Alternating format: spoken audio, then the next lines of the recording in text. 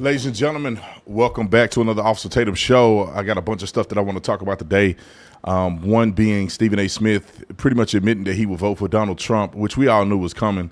After a while, when you figure out that there's nothing you can do to satisfy these leftist nut jobs, you'll end up coming over to the right side. Also, Beverly Beatty is one of those examples that I have to expose because a lot of people are talking about Beverly, the young lady who was sentenced to 41 months in federal prison for her activities at a Planned Parenthood or one of those abortion meals that she was at protesting. She claimed that she's there preaching the gospel, and she wasn't. And I will say this, and then we'll get to that story here in a second, but Christians should not behave like her. I do not respect her. I do not stand up for her. She deserved to get 41 months in prison. She probably deserved to get a little bit more. And I'm going to tell you why here in a second, because I also have a personal beef with her because of what she did a few years ago, calling my wife, and that wasn't a good look. All right, so let's get to Stephen A. Smith. Stephen A. Smith was on Mark Levin's show. I never really watched Mark Levin's show. I don't even know where it's presented at. I heard him on the radio a couple times. I generally speaking, I think Mark Levin is a patriot. I like Mark Levin. His voice can get annoying sometimes, but by and large, I think he's a plus for the conservative movement. But Stephen A. Smith went on Mark Levin's show. I may have Stephen A. Smith come on my show. That'll be pretty interesting, to be quite honest. But roll the clip so we can hear what the conversation went like. Welcome back, America. Stephen A. Smith. So could you see yourself seeing what you see now? And obviously, Donald Trump can't run for president again, but if he could, under the current circumstances, could you see yourself voting for him? Quite possibly. I'm not going to sit up there and dismiss that anymore. I think we're beyond that. He would have to prove a lot, Mark. And I'm not talking about policy now. For a second, allow me to say this. What concerned me about Donald Trump and the reason I voted against him and voted for Kamala Harris was because I felt that he would be divisive, that he would create chaos because he demands such a level of loyalty and fealty to him. And that would take priority over governing our nation. That was my concern. And so I'm looking for both sides to work across the aisle from one another. Having said that, when you see some of the things that he said, if he follows through on some of the things that he has said, it's not just about eradicating inflation, improving the economy, obviously controlling our borders. These are all things that I care about, make no mistake about that. And I certainly would support him in that regard. But it can't be just about fealty to him and loyalty to him. It has to be about getting the job done on behalf of what's in the best interest of the American people, as opposed to yourself, and not engaging in a kind of juvenile tendencies, tweeting all the time and going after people who are really much irrelevant in the grand scheme of things.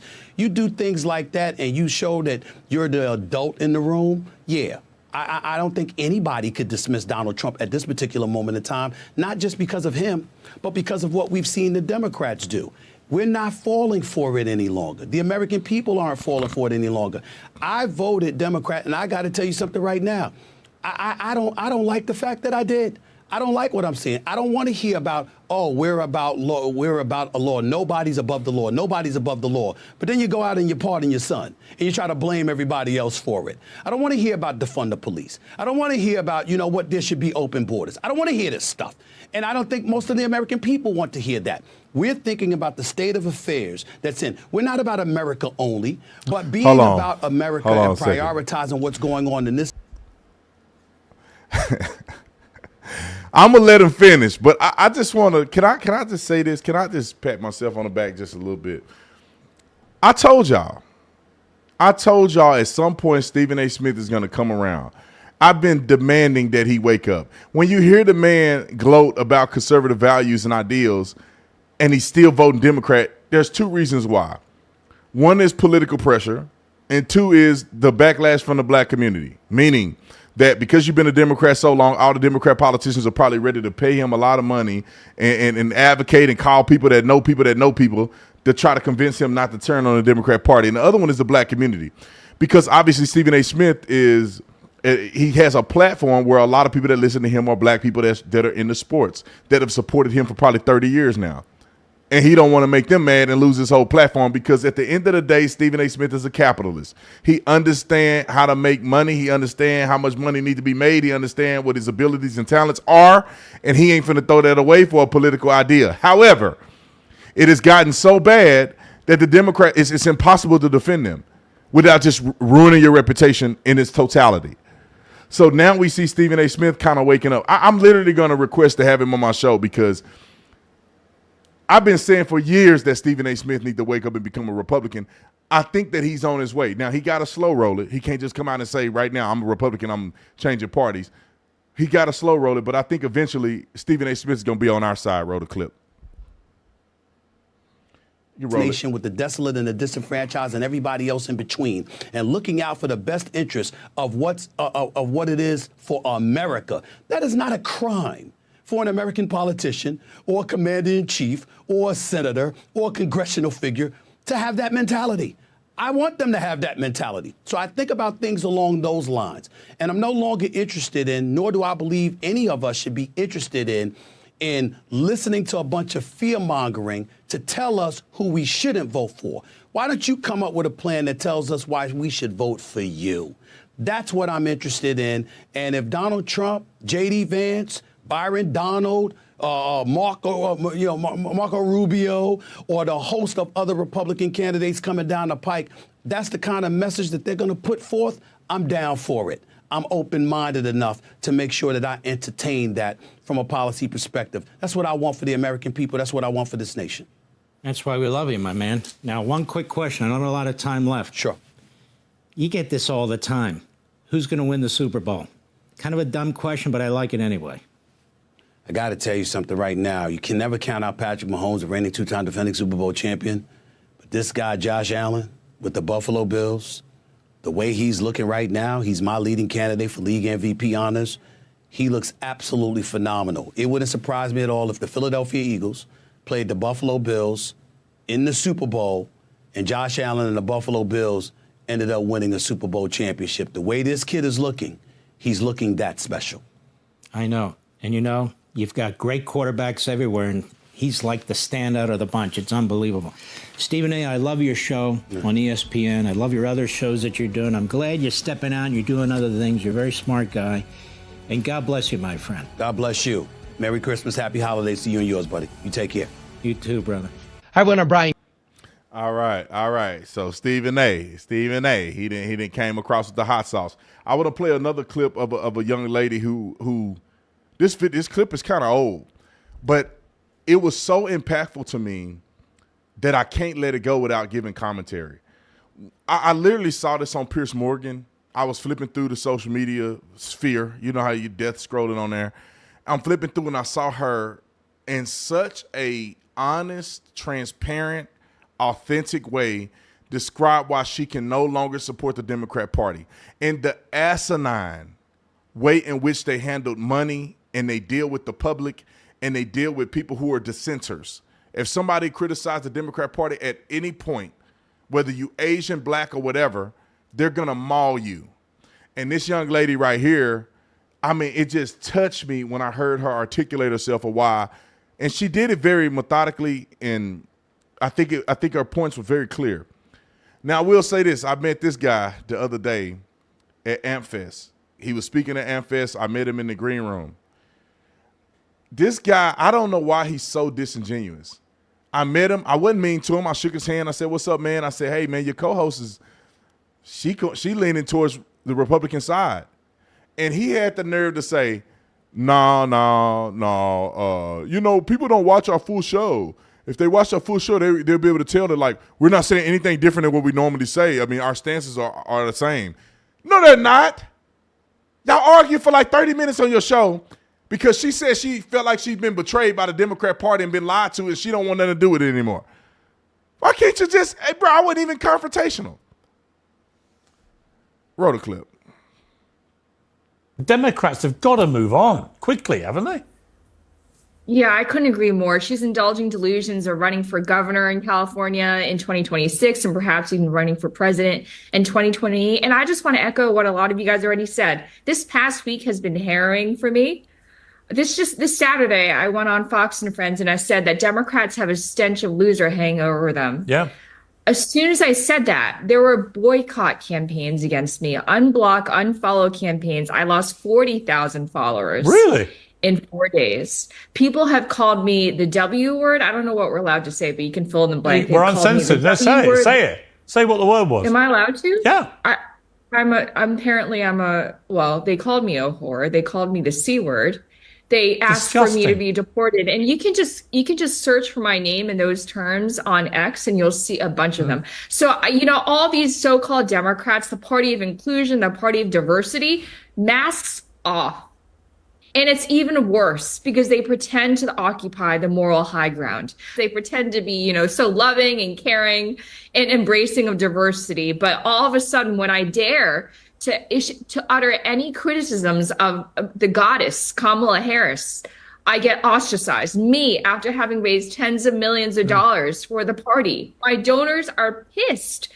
They raised $2.5 billion across Super PAC in the campaign. It's my responsibility. It's my duty of care to ask what the hell happened with that money? Why did we spend it? Why did we spend millions of dollars on five-star hotels for campaign staffers? Why did we spend $500,000 essentially bribing Al Sharpton moments before he interviewed Kamala? These are legitimate questions, but no, in the cult, you can't ask questions. Yeah. And leaving the Democratic Party or even questioning the Democratic Party is like leaving a cult. It's terrifying. Pierce, I don't want that. I don't want to be a part of this tent. I don't want to be a part of this craziness anymore. They're accelerating my rightward shift. I don't want this nonsense. It's just crazy. And honestly, they're shrinking their tent. They're basically telling me to they're pushing me to bring my tens of millions of dollars that I've raised and can continue to raise to a different team that treats me better, that treats me with just common decency, that doesn't call me a communist spy. By the way, the communist regime in China killed my great grandfather. They don't know my family's history. This is the first time I'm really saying it on air. They are calling me a spy for the regime that killed my great grandfather.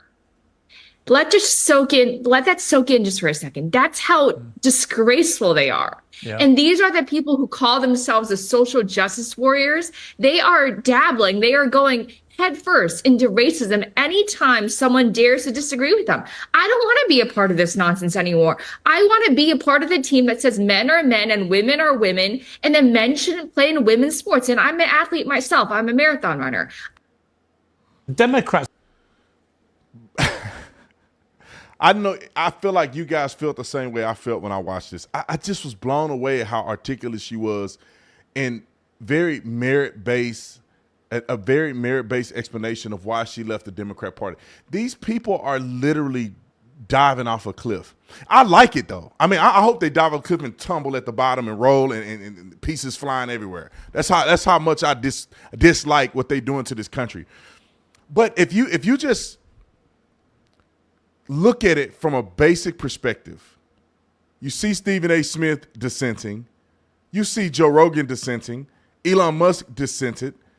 I mean, you can name it. Tulsi Gabbard dissented. RFK Jr. and the lady who he ran with dissented. I mean, you're seeing so many people who love the Democrat Party completely moving to another side.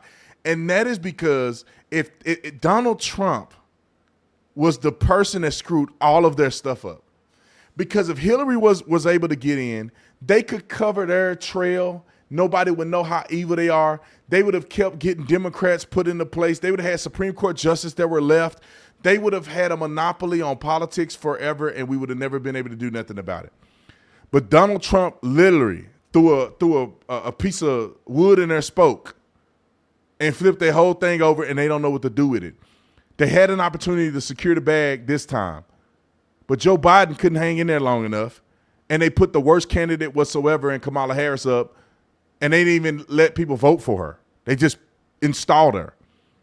And all of those things ticked the American people off to where you have so many people dissenting, and that's why Donald Trump won in such a victory. But they are literally backing themselves in a corner they could never get out of. The more you push racism, The more you take fake stances and you're not authentic and genuine, the more people are going to dissent from your party. You cannot try to make this claim that Me Too movement, we should believe all women, but you don't know what a woman is. You can't push feminism and then the lack thereof understanding that women are uniquely different than men. You can't push these things that are hypocritical and expect for you to have a wide tent of people that endure over a large period of time. It's not going to happen. They wasted all that money, $2.5 billion for them to lose the way they lost, and they don't want to be held accountable. They paid, I don't know, Beyonce several $1 million to do a 4-minute speech. Al Sharpton $500,000 to his nonprofit organization, which he used money from that nonprofit organization to fly private, which is insane to me. We all know it's a money grab. Megan Thee Stallion, millions of dollars. Lizzo, millions of dollars, or like right around $1 million. Eminem, $1 million. They tried to buy votes. They tried to buy popularity and leverage. And people are saying, screw you. Now, in that same vein, I'm going to talk about Beverly Beatty in a minute. I'm going to save her for last. In that same vein, you got this fool. I don't know what this is, but it looked like a troll going to the school board. And this is why John Amanchukwu, who's the pastor that always go to the school board and just lash these people because they deserve it. This is what he's up against. I get it. You live in America. You can do whatever you want to do. But why are you doing this? Why are you doing this and then expect everybody to acquiesce to your mental illness? Like, if you want to live your life and look like this and act like this, just do you. You want to be obese and be a transgender that don't care. You make no effort to be trans. Then you got a blue part of your hair just hanging to the side. Like you trying to be a troll. Troll if you want, but why do people have to respect you doing it? You ain't even trying, bro. Wait till you see this fool say his pronouns are he, she, her. Bro, you're not even changing your voice. You don't even got a bra on. What are you doing? All right, roll the clip. To think about it, why is this such a roadblock? Why have we spent an hour discussing this? Especially, you say you care about the students, but half of you are not sure what gender is, especially transgender. I know the lawyer said transsexual earlier. That's not the correct term. It's transgender. I'm a transgender woman. My pronouns are she, her, and I will only accept those pronouns. I will not be addressed any other way. And in the workspace, I'm protected by that. Our students should be too, especially when they're not over 18, don't have a voice. So I'm just imploring you to go beyond what, just really consider, what is this fight really about? Why is it such entrenched? I know we hear a lot about religious liberty, and quite honestly, I grew up in Christian education all through college. I don't remember any of my doctrinal classes mentioning only male and female, and that's the way it should be. If you feel it is, awesome, good. You get to believe that. You don't get to impose those beliefs on anybody else. And that's actually what religious liberty is that your right to believe that is protected, but the other person that identifies as something else is also is right to be protected.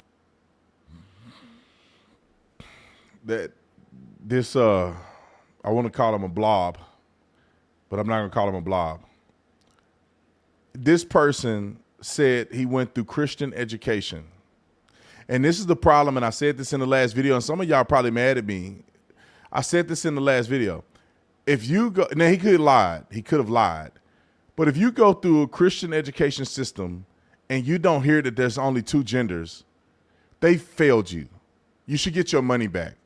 And I'm inclined to believe that he didn't lie, because Christianity is so watered down today, it's insane to me. Christian pastors are afraid to say it's two genders. It's only like 5 of them that I know online right now that'll just stand up and say, it ain't number two genders. Y'all need to stop all this trans stuff. It's not right. God does not agree with this stuff. It's only a handful of pastors that are willing to say that. And many you'll go to their church and they will acquiesce to something like this. And then the person goes and says religious freedom. Listen, there's a difference between something being an opinion and something being a truth.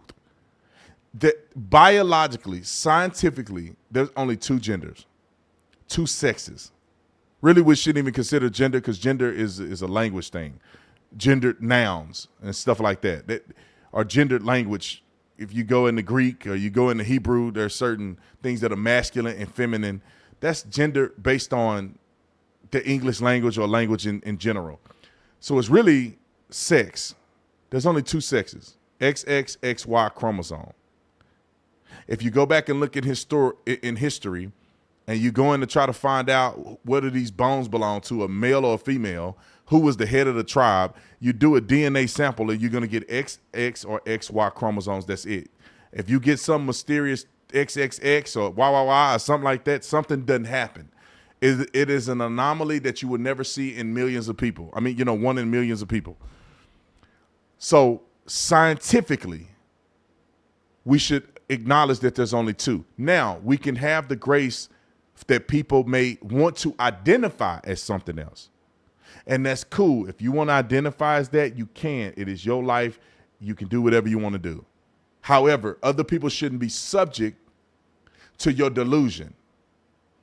I don't know how we still talk about it at this point, but Christians need to stand up and be a lot more bold instead of being cowards.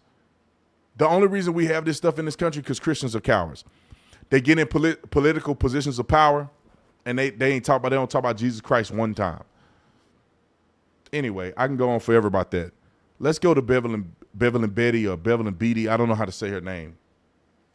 I'm going to play her. First of all, I'm going to tell you my opinions on this. I'm going to play her clip, then I'm going to read the document from her arrest, okay, from the United States Attorney's Office. Let me just make this very clear.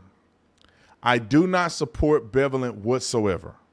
I've known her personally, and she's a fraud to me. And all she want to do is create attention, and attention gets her popularity and notoriety, and that makes her money. Ain't no way in the world she's genuine, in my opinion. She called my wife one day, and I was going to have my wife tell the story. I might make another video about it. But she called our phone talking all kind of crazy to us and because she's not a genuine person. I do not respect people that become violent and hurt women who go to clinics. It's okay for us to stand up, preach the gospel, and try to encourage young women not to go to Planned Parenthood and these other things, but you don't stand in front of the door. You don't obstruct facilities. You don't scare people and threaten facilities. That's not how you do it. And I'm a staunch Christian. I'm pro-life to the end. And that's not how you do it. You only do that if you're a deranged person. You only do that if you're a deranged person that want attention. I almost called her another word, but I'm not going to do that. She deserved 41 months in prison for what she did, not what she said she did. I would be a stunt supporter of her if she was just at the facility preaching the gospel of Jesus Christ, encouraging women that there's a better way and that God loves you anyway, and she was there to pray for people. I would support her 100%. I will pay money to defend her in court. But that's not what she really did. She's not going to tell you what she really did. She's going to lie to you and gaslight you again to make you feel sorry for her so you can do a GoFundMe. And I haven't seen a GoFundMe. I bet she got a GoFundMe right now to raise money for her family. When she knew she was committing crimes, when she was at those facilities blocking doors and smashing people's hands in the door and all kind of other stuff that you should not be doing in the first place. Roll the clip. Well, what's so crazy is that I'm indicted right now. I was found guilty and I'm sentenced to 41 months in federal prison for preaching the gospel in front of an abortion clinic. Exactly that. The event happened in 2020. Okay. Police were on site both days of the event. I was not arrested. I was not detained. I had no type of charges or forthcomings with the police at all. Once Trump was out of office, they sued me on an injunction to keep me 30 feet from the building. And so because I had moved to Tennessee, I just went and settled without admission of guilt because I was no longer in the state. And then in 2022, right after Dodson was overturned, they beefed up the charges and indicted me on a federal charge with the secret grand jury that they had that I was not aware of. And they indicted me with face and conspiracy of face for the exact same event that I wasn't arrested at, that I had no kind of police encounters with. The police were on site there, and they went ahead and indicted me for face. Basically, they said things like me saying, no peace for the wicked, and we cancel this place in the name of Jesus. Those are forms of threats. Me talking to women, and I think one day of the 2-day event, 150 women were scheduled to do abortions. None showed up. That they considered that obstruction. You're interfering with women's care. And I'll never forget this. Before they sent the jury back to deliberate, the jury was told, this is not about the Bible. This is not about religious beliefs. This is about women's rights. And I was devastated to see the jury come back with a guilty verdict, but to preach the gospel and preaching things out of the Bible that may seem warfare, it may sound like warfare, doesn't necessarily mean that I'm invoking threats and violence. I'm speaking in the spirit. So yeah, they found me guilty. Enough. And I think she made a video about me one time and said I was a fraud or something. Me and my wife was frauds. I think she even said something about I was abusive or something to my wife. Something crazy she just said about us. I got to ask my wife what specifically, because we had a big falling out. If she was honest, I would respect her a little more. But that's not what happened. I would support this woman to the bitter end if she was just preaching the gospel of Jesus Christ at these clinics and they trumped up charges against her. I'm going to read what the attorney's office said.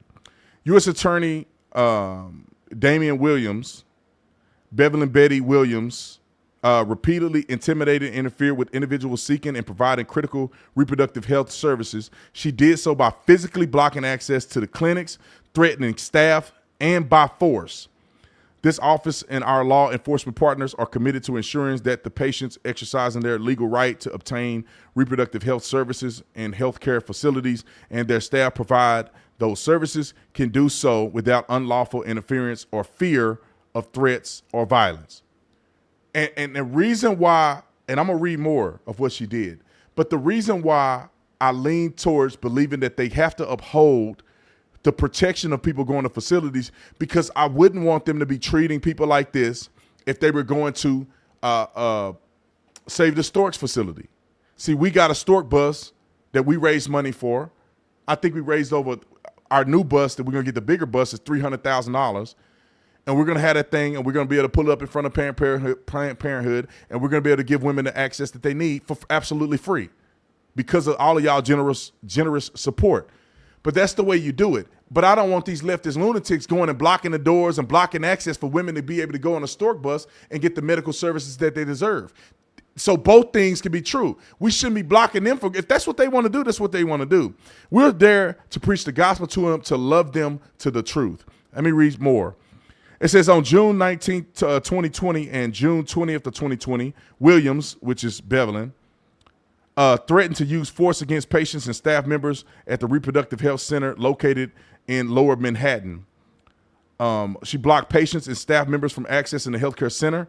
In one instance, and in a captured on video, Williams pressed her body against the door of a healthcare center patient's entrance and refused to move, preventing the healthcare center and healthcare center staff members, which is victim one, who attempted to open the door for volunteers. William purposely leaned against the door, crushing victim one's hand. Victim one yelled, "She's crushing my hand," but Williams remained against the door, trapping victim one's hand and injuring it. Does that sound like just preaching the gospel? At various times in June 19th and 20 of 2020, Williams stood directly in front of the healthcare entrance. William intentionally blocked the main entrance used by patients, causing the health center to have to divert patients to the entrance throughout the staff entrance, Williams responded by moving to block the staff entrance and directing others to do the same. Williams live streamed some of her contacts in June the 19th and 20th of 2020 on social media accounts. On the live stream in June the 19th, 2020, Williams stood within inches of the healthcare center's chief administrative officer and threatened to terrorize the place and warned that we're going to terrorize you so good your business is going to be over, mama, is what she said. Similarly, Williams stood within inches of the healthcare center security officer and threatened war. Williams also stated that she would act by any means necessary. I can go on and on. I'm going to put this document there for you to read it. Two things here. One is that if you're going to be radical and do the things that you do, just be honest about it, so that the people know why you actually got indicted. Because when you get out there and you tell people that you were indicted for just preaching the gospel of Jesus Christ, people become infuriated and they jump to your defense, because Christians want to defend people who are just preaching the gospel of Jesus Christ at an abortion clinic. But that's not what you did. So if you're going to do it, tell the truth, because they caught you on video. You live streamed some of these violations, and therefore when they gave it to a jury, they convicted you. A jury unanimously agreed that you committed these violations because you got it on video. So tell the people the truth. And then if you want to fight against the truth that you did, then therefore you give people a rational decision to say, I want to support this woman or not gaslighting and lying to people and got them paying GoFundMe money to you when you know you're doing stuff you shouldn't do. You shouldn't crush somebody's hand in a doorway. You shouldn't block the entrance and block the rear entrance and doing all that stuff. That's not what God called you to do. That's not what Jesus would have done. If you want to make your point be known, preach the gospel, pray outside of the facility, because you ain't going to win nobody by blocking doors and entrances. And then she added that people had to cancel their appointments because they were afraid to go to the facility. That's not what Christ has called you to do. Second, how about you just act like Christ would have you act? How about you just do the right thing in love and not in bludgeoning with fire and brimstone? You got to think everybody's not a Christian. So everybody don't have the same worldview that you have. And if they want to go in the facility and make that decision, that's on them. The only thing you're here to do is try to tell them or give them advice that there's a better way, that there's resources that can help you. You don't have to go and make this decision because you feel like you can't take care of the baby, because here's some resources I can provide for you. You don't have to feel like you got to make this decision that's going to affect you for the rest of your life, because here's an adoption option. Here's an option to help you take care of your kid. That's what you do. You love them, you hug them, you appreciate them. You try to convince them not to do that, but you don't do it by force or by bludgeoning people. And this is coming from a person that's pro-life through and through. I had a kid in college and I chose life for my son. It would have been easy for me to save face. I was in a holiness church. I was in a choir. I was an usher. I was Brother Brandon. I was this athlete. I had a lot of talent and gifts, as you know now, to speak and convey messages, and people loved me at the church. At one point, they probably thought I was going to be a pastor. People prophesied that I'd be a preacher one day. And I messed around with a girl that I was messing with before I got saved. I carried their relationship into my salvation. And I said, oh, I'm not going to do nothing. I'll hang out. And I'm just going to go home at 9 o'clock. 9 turned to 10, 10 turned to 11, and you messing around. Then I got her pregnant. I could have saved face. I could have been like, hey, go to that clinic, man. I ain't going to tell nobody. You don't tell nobody. You go your way. I go my way. I ain't got to step down out of the choir. I don't have to tell the whole church and apologize to the church for what I did. I don't have to be embarrassed to all my friends who I preached the gospel to, who I was preaching to, and many of them got saved after I got saved. I don't have to look like a complete idiot. You can go and do that if I wanted to be selfish, and it'll be what it is. I ain't had no money. I didn't have a lot of money in my bank account. I was young. I was 23 years old. I didn't know nothing about raising no kid. I had never held a baby in my hand. But I chose life. I'm a pro-life guy. My grandmother was taken advantage of at 11 years old. She had a baby at 12. I know what it is for people to give life and what they can do for the future of the world, and not as a selfish perspective, but it's what value can this baby add to the world. I don't respect women that do stuff like Beverly did. And Beverly got her own stuff. She just be trying to go viral. That's my opinion about her based on what I've observed from her ever since 2020. And I wish my wife was on here because she could tell y'all the stuff that Beverly said about me on social media, and also my wife about something else. She said something crazy about my wife. So that's it. I don't want to say too much about it, but that's why I don't respect the girl. Tell the truth, man. Don't lie. If I ever get caught up in something, y'all, I'm gonna tell the truth. If it was wrong and I did the wrong thing, I did the wrong thing. You know, I blew up on people on social media, a guy on social media before. Some of y'all seen the clip. I mean, homeboy violated, and I went back to the old Brandon. I did that. Somebody said I did that. If I was to get in trouble for, I did that. I'm not finna lie to y'all and try to make it seem like, oh, I didn't even really do nothing. And they trying to prosecute me. Nah, don't play no games. The reason that they probably didn't arrest Beverly at the time because it's a federal offense that she committed. They probably were willing to let bygones be bygones. Hey, you're trespassing. You need to leave the facility. Hey, you hurt this woman. They follow up in an investigation. But I don't like it. Don't be that woman. If you go to the facility, pray about it and do it with love. These women are in a crisis. Some of these women, they're in a crisis. This is one of the worst times of their lives. They probably really don't want to be there, but they have been tricked and feel like they only have one choice. So when they encounter you, they need to encounter love and compassion that Christ would show them, not being evil and mean and shaming them. That's all I got to say. I love y'all. I done enough talking. I see y'all in the next one. I'm out. Bullet for all, didn't flinch, didn't run, still the answer to call, and we said